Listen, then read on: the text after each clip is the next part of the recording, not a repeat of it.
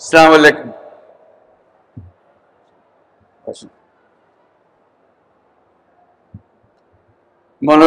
মনোযোগ দিয়ে সবার কথা শুনছিলাম। মাননীয় উপাচার্য, উপস্থিত সুধীবৃন্দ এবং প্রিয় ছাত্র ছাত্রী ভাই বোনেরা, যারা আজকে সনদ পেলে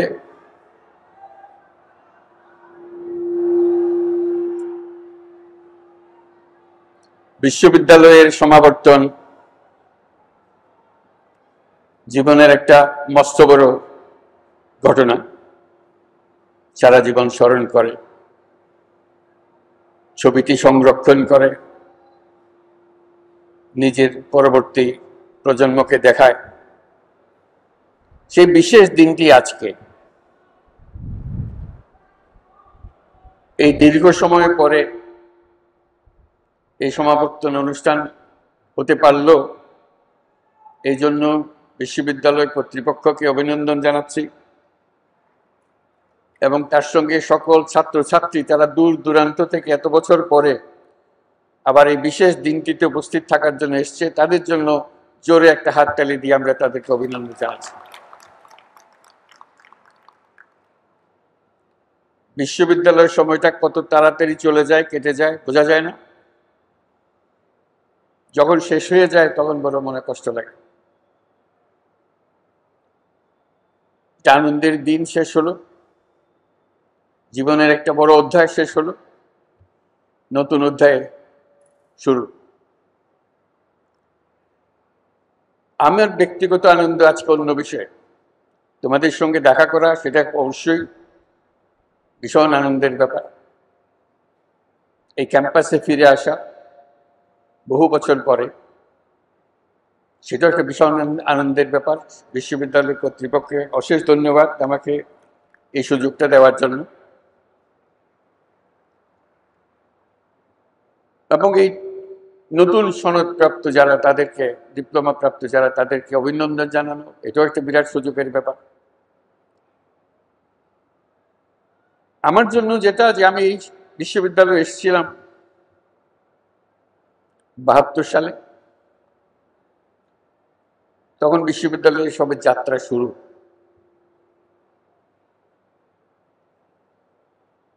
শিক্ষক হিসেবে দায়িত্ব নিয়েছিলাম,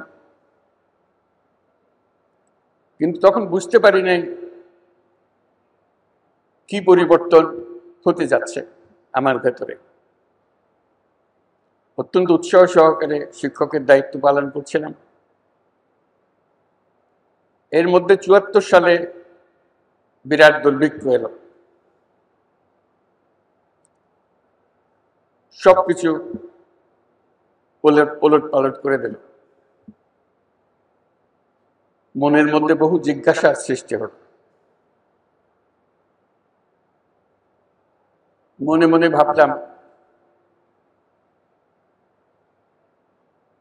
সারা বাংলাদেশের দুর্ভিক্ষ ঠেকানোর ক্ষমতা আমার নাই, কিন্তু আমি চেষ্টা করতে পারি একটি ক্ষুদ্র অংশের, এই বাংলাদেশের একটা ক্ষুদ্র অংশের যদি আমি কয়েকটি পরিবারের দুর্ভিক্ষ ঠেকাতে পারি, সেটা আমার জন্য বড় তৃপ্তির বিষয় হবে যে আমি একটা কিছু করেছি। সেই কারণে নজর পড়ল পার্শ্ববর্তী গ্রাম জোবরা। কি করবো জোবরাতে? সারা দেশের হাহাকার, জোবরাতে কেউ তখনও মারা যায়নি, কিন্তু অবস্থা কাহিল। মনের মধ্যে প্রশ্ন জাগলো যে বিরাট জমি পড়ে আছে সামনে, চট্টগ্রাম বিশ্ববিদ্যালয় আর জোবরার মাঝামাঝি। এখানে তো অনেক ফসল হওয়ার কথা, তাতে তাদের সারা বছরের খাবার সংস্থান হওয়ার কথা। জিজ্ঞেস করলাম, বলে না, এখানে হয় না, ফসল হয় না। কেন হয় না? বলতে বৃষ্টি না হলে তো ফসল হবে না। আমি তখন রাউজানের উদাহরণ দিলাম, রাউজানে তখন সবে মাত্র ইরিদানের চাষ শুরু হয়েছে। আমি যে রাউজানটা আমার থেকে বেশি দূরে না, বলে আমরা তো জানি না এগুলো। তাহলে তা হতে পারে। তখন আমি বিশ্ববিদ্যালয়কে জিজ্ঞেস করলাম বিশ্ববিদ্যালয়ের ভূমিকা কি, যদি জ্ঞানের ভান্ডার যদি বিশ্ববিদ্যালয় হয়, এই জ্ঞান পার্শ্ববর্তী গ্রামে উপচে পড়ে না কেন, তারা জানে না কেন? কেউ কোনো সদুত্তর দিল না বা দেওয়ার চেষ্টাও করলো না। তখন আমি চেষ্টা করলাম যে এদেরকে চাষের দিকে আগ্রহী করা যায় কিনা। তখন বললো যে পানি তো নাই, রাউজানে পানি আছে, এখানে তো পানি নাই। ডিপ টিউবওয়েল তখন সবই এসছে দেশে, ওদের ডিপ টিউবওয়েল আছে, আমাদের ডিপ টিউবওয়েল নেই। বহু চেষ্টা তদবির করে একটা ডিপ টিউবওয়েল বসালাম। কি হবে, এখানে শীতকালে চাষ হবে। অবিশ্বাস্য একটা কাণ্ড, শীতকালে চাষ, এটা মানুষের ধারণার ভেতরেও নাই। শীতকালে কি করে চাষ হয়? লোকের ব্যাখ্যা ছিল শীতকালে যদি চাষ করার বিষয় থাকতো তা আল্লাহ তাহলে শীতকালে বৃষ্টি দিতেন। আল্লাহ শীতকালে বৃষ্টি দেয় নাই, যেহেতু শীতকালে ফসল করার কথা না। আপনি জোর করে আল্লাহর হুকুম উল্টিয়ে দিয়েন না। তা আমি বলতে থাকলাম, ডিপ টিউবওয়েলের ব্যবস্থা করা হলো, ফসল হলো। পরবর্তী বছর যখন আবার চেষ্টা করলে বলে যে না, গত বছরের যে ফসল হয়েছে সেরকম তিতা ধান পেয়েছি আমরা। তিতা কেন? বলতে এত মারামারি করছি এই ফসল নিয়ে, এই বলে আমার এত দিতে হবে, এই বলে আমার দিতে হবে, আমরা নিজের ভাগ নিজে পাই নাই, পানির ভাগ। একজন বলল যে এবারে আর চাষ হবে না, ডিপ টিউবওয়েলের চাষ হবে না। তো পাশে একটা 12 মাস ছড়া আছে, ছড়াতে পানি আছে, আমরা ছড়ার পানি দিয়ে করি। আমি কৌতূহলী হইয়া ছড়ার দিকে গেলাম, দেখলাম যে হ্যাঁ পানি আছে। তাহলে এই ছড়া তো এখানে আছে, আল্লাহর পানি তো এখানেই ছিল, একদিন চাষ করেন নাই কেন? বলছে কেউ কোনোদিন করে নাই, আমরাও করি নাই। তো সেবার বাঁধ দেওয়া হলো, আমরা সবাই মিলে বাঁধ দিলাম। বাঁধে যে পানি আসলো তাদের ডিপ টিউবওয়েলের পানি চেয়ে তো অনেক বেশি পানি।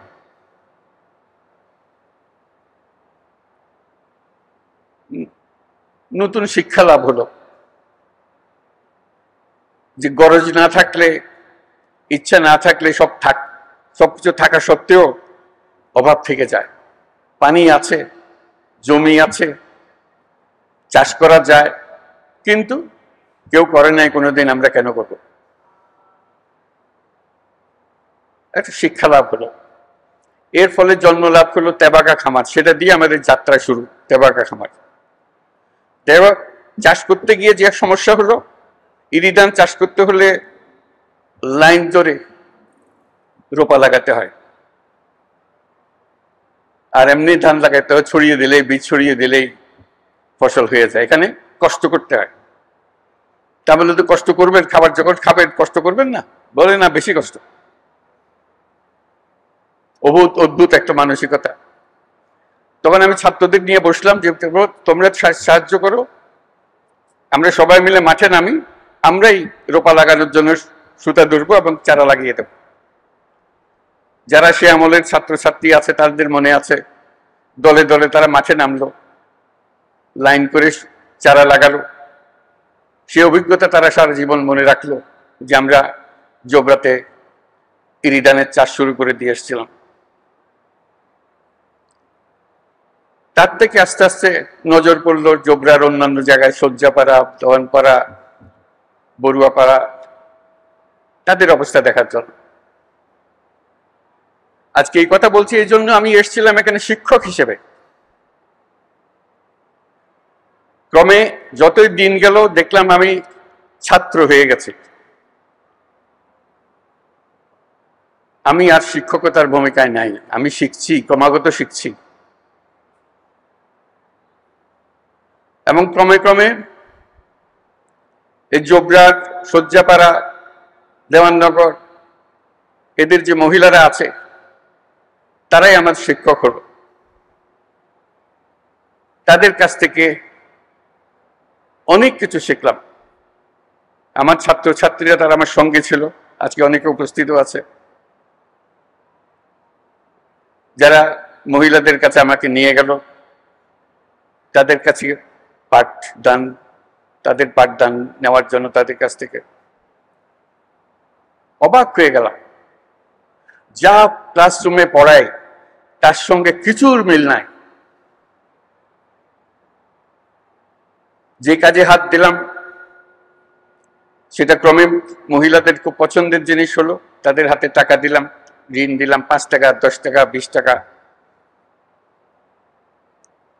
5 টাকা 10 টাকা যে মানুষের জীবনে এটা এত রকমের আনন্দ আনতে পারে কোনোদিন ভাবি নাই। তারা কৃতজ্ঞতায় গদগদ। আমি কোনো মাগনা টাকা তাদের দিচ্ছিলাম না, তাদেরকে বলছি এই টাকা কাজ করে আদায় আপনি রোজগার করবেন, আমার টাকা আমাকে ফেরত দেবেন, তাতেই তারা খুশি। অনেক কাহিনী শুনলাম তাদের। তারা কেউ নিজের নাম পর্যন্ত বলতে পারে না। আমাদের সমাজ এমন, মহিলাকে তার নাম শেখার জানারও সুযোগ করে দেয় না। ছোটবেলায় অমুকের মেয়ে, বিয়ে হলে অমুকের বউ, মা হলে অমুকের মা, সে যে কে সে নিজেও জানে না। আমরা প্রথম চেষ্টা করলাম আমাদের ছাত্রীদের দিয়ে একটা নাম স্থির করার জন্য। বহু কষ্টে একটা নাম তার বাইর করা, যে এটা নাম বোধহয় দিয়েছিল কোনো এক সময়, অথবা কোনো মনে না পড়লে একটা নতুন নাম দেয়া, যাতে করে সেটা সে লিখতে পারে, মনে রাখতে পারে। এই লেখা শেখানো, এই লেখা শিখাতে গিয়ে তার জীবনে অনেক কাহিনী আসলো। প্রতি কাহিনী একটা চেটে একটা চমৎকার। এই থেকে আমি একটা সিদ্ধান্তে আসলাম। এটা বললাম যে সভা সমিতিতে বললাম, লেখালেখিতে বললাম যে ঋণ মানুষের মানবিক অধিকার। সবাই হাসাহাসি করলো। আপনি ঋণের কথাও বলেন, অধিকারের কথাও বলেন, এটা কোন ধরনের কথা? ইকোনমিক্সে তো কোনো অধিকারের বিষয় নাই, আপনি কোন সাবজেক্টের লেখাপড়া করেন? আমি ভাবলাম তাই তো, ইকোনমিক্সে তো অধিকারের কোনো বিষয় নাই, তাও আবার মানবিক অধিকার। আপনি বলছেন ঋণ মানুষের মানবিক অধিকার। অনেক খটকা, একটা খটকার পরে আরেকটা খটকা। তারপরে বললাম আমরা দারিদ্রকে জাদুঘরে পাঠাবো। বললাম আপনি কে জাদুঘরে পাঠাবেন? আমি বলছি আমি আপনার মতো একজন মানুষ, আমি পাঠাতে চাইলে আপনি আমাকে বাধা দিতে চান, বাধা দেন। বলে না এটা আপনার কাজ না, এটা তো সরকারের কাজ। তাহলে আমি আমার কাজ করে করতে থাকি, সরকার বাধা দিলে তখন দেখব। এই যে বললাম যে আমি জোবরার মহিলাদের কাছ থেকে নতুন অর্থনীতি শেখা আরম্ভ করলাম, সেই হিসেবে জোবরা আমার নতুন বিশ্ববিদ্যালয়ে দাঁড়িয়ে গেল। আজ পর্যন্ত যা কিছু করে যাচ্ছি, এই জোবরা থেকে যা শিখেছি তারই বহিঃপ্রকাশ। আমি বলছি যে অর্থনীতি আমরা পড়াচ্ছি, এই অর্থনীতি ব্যবসার অর্থনীতি, মানুষের অর্থনীতি না। যে কোনো অর্থনীতিবিদ্যা যদি শুরু করতে হয় মানুষকে দিয়ে শুরু করতে হবে, ব্যবসাকে দিয়ে না। আজকে যে শুরুটা হলো, সেই শুরুটাই আমাদেরকে ভুল পথে নিয়ে গেল। আমরা এক ব্যবসা কেন্দ্রিক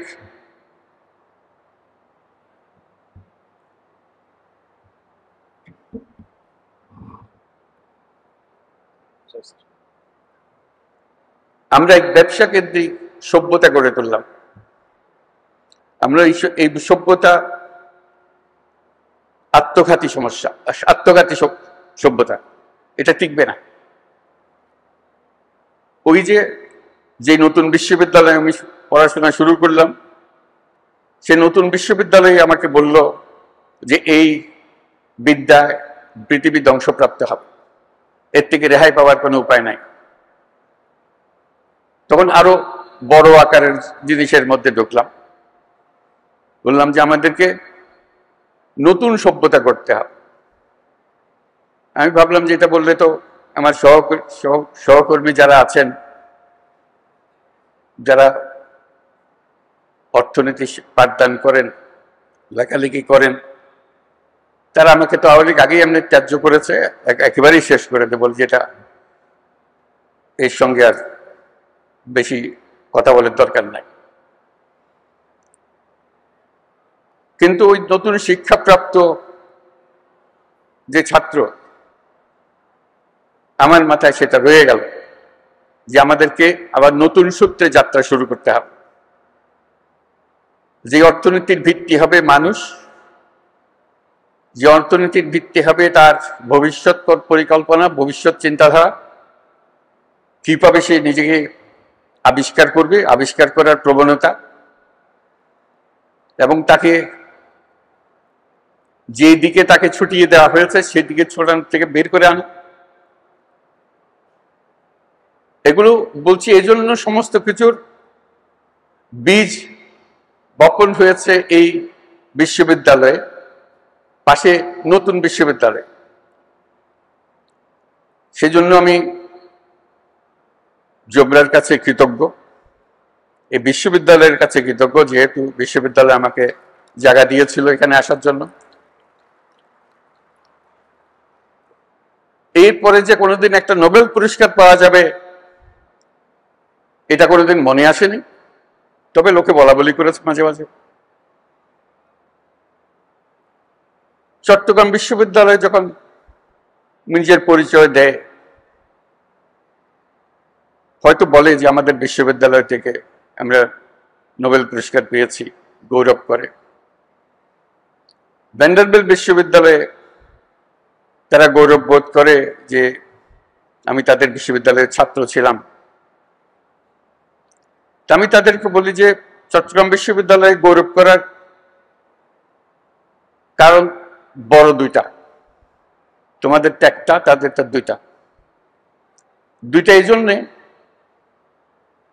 এই পুরো কর্মসূচি যার জন্য নোবেল পুরস্কার, তার সমস্ত গোড়াপত্তন হয়েছে এই বিশ্ববিদ্যালয়ে, এই বিশ্ববিদ্যালয়ের সাহচর্যে। এবং সেজন্য এই বিশ্ববিদ্যালয় গৌরববোধ করতে পারে যে আমি শুধু এখানে শিক্ষক ছিলাম না, ছাত্র ছিলাম এই বিশ্ববিদ্যালয়ের পাশের গ্রামের। সেই হিসেবে সে একটা বলতে পারে যে আমাদের বিশ্ববিদ্যালয় থেকে একটা নোবেল পুরস্কার পেয়েছে। আমি যেটাতে দৃষ্টি আকর্ষণ করছি সেটা হলো আসলে এই বিশ্ববিদ্যালয় দুটি নোবেল পুরস্কারের জন্য গৌরববোধ করতে পারে। একটি তো আমি ব্যক্তিগতভাবে নোবেল পুরস্কার পেয়েছি এখানে শিক্ষক থাকা অবস্থায়। দ্বিতীয়ত হলো যে গ্রামীণ ব্যাংক সৃষ্টি হলো, সেই সৃষ্টির গোড়াতেও কিন্তু চট্টগ্রাম বিশ্ববিদ্যালয়ের আইনে, গ্রামীণ ব্যাংকের আইনে লেখা আছে পরিষ্কার এই ব্যাংক কোথার থেকে আসলো। এই ব্যাংকের জন্ম হয়েছে চট্টগ্রাম বিশ্ববিদ্যালয়ে অর্থনীতি বিভাগে, সেটা তার স্পষ্ট উল্লেখ আছে। কাজে দুটো, এবং গ্রামীণ ব্যাংকও একটা নোবেল পুরস্কার প্রাপ্ত প্রতিষ্ঠান। কাজে দুটি নোবেল পুরস্কারের জন্য এই বিশ্ববিদ্যালয় নিজেদের ছাত্রছাত্রীদেরকে জানাতে পারে যে এটার ইতিহাস কি, এবং এর প্রাসঙ্গিকতা এবং এর ভবিষ্যৎ করণীয় সেটা নির্ধারণে ছাত্র সমাজ তারা ঠিক করবে যে তারা কি ধরনের ভবিষ্যৎ চায় নিজেদের জন্য। কারণ এই বিশ্ববিদ্যালয়ের আরেকটি শিক্ষা, যেটা আমরা সবসময় সবাইকে স্মরণ করিয়ে দিই, আমরা যে ধরনের বিশ্ব গড়তে চাই সেই বিশ্ব গড়ার ক্ষমতা আমাদের আছে, সকল মানুষেরই আছে। কিন্তু আমরা গদ বাঁধা পথে চলে যাই বলে আর নতুন পৃথিবীর কথা আমরা চিন্তা করি না। এই বিশ্ববিদ্যালয় যেন সব সময় এটা স্মরণ রেখে তার পাঠদান কর্মসূচি, তার গবেষণা কর্মসূচি শিক্ষকদের এবং ছাত্রদের জন্য যে চালু রাখে, যে আমরা শুধু খণ্ডিত বিষয়ে গবেষণা করার জন্য নিয়োজিত নই, আমরা এই প্রত্যেকটি গবেষণার পেছনে একটি আমাদের উদ্দেশ্য, সমস্ত বিশ্বকে আমাদের মনের মতো করে সাজানোর জন্য, মনের মতো করে বানানোর জন্য। আমাদের যদি সেই লক্ষ্য না থাকে তাহলে এগুলো গন্তব্যবিহীন গবেষণা, গন্তব্যবিহীন শিক্ষাতে পরিণত হবে। আজকে সবাই আনন্দিত, আমরাও আনন্দিত, তোমরাও আনন্দিত যে একটা এই বিশ্ববিদ্যালয়ে এসে তোমাদের প্রাপ্তি হলো। সবাইকে অভিনন্দন জানাই এবং আশা করি আমরা সবাই চেষ্টা করব যে পৃথিবীর ভবিষ্যৎ আমাদের নিজেদের প্রত্যেকের হাতে। আমরা যেভাবে বিশ্ব গড়তে চাই সেভাবেই বিশ্ব গড়তে পারি। আমি যেভাবে বলেছি সেভাবে করতে হবে এমন কোনো কথা নাই। আমি আমার কথাটা বলে যাচ্ছি, অন্যরা অন্যদের কথা বলবে, তোমরা তোমাদের কথা বলবে, কিন্তু নিজের মনের একটা স্বপ্ন থাকতে হবে। এটাই আমার আবেদন, যে আমরা কি ধরনের বিশ্ব চাই, কি ধরনের সমাজ চাই, কি ধরনের সংসার চাই, কি ধরনের শিক্ষা ব্যবস্থা চাই, এগুলো আমার মনের মাধুর মিশিয়ে আমাকে বের করে নিতে হবে। গতের মধ্যে ঢুকে গেলাম, যা আছে সেটা মেনে নিলাম, তাহলে কিছুই পাল্টাবে না, কিছুই পরিবর্তন হবে না। আজকে এই দুই বিশ্ববিদ্যালয়, চট্টগ্রাম বিশ্ববিদ্যালয় এবং মহিলাদের যে বিশ্ববিদ্যালয় আমার জন্য সৃষ্টি হয়েছিল জোবরা গ্রামে এবং পার্শ্ববর্তী গ্রামসমূহ, তাদের সবার কাছে আমি আমার কৃতজ্ঞতা জানাচ্ছি এবং সবাইকে অভিনন্দন জানাচ্ছি আজকের এই দিনটির জন্য। সবাইকে ধন্যবাদ।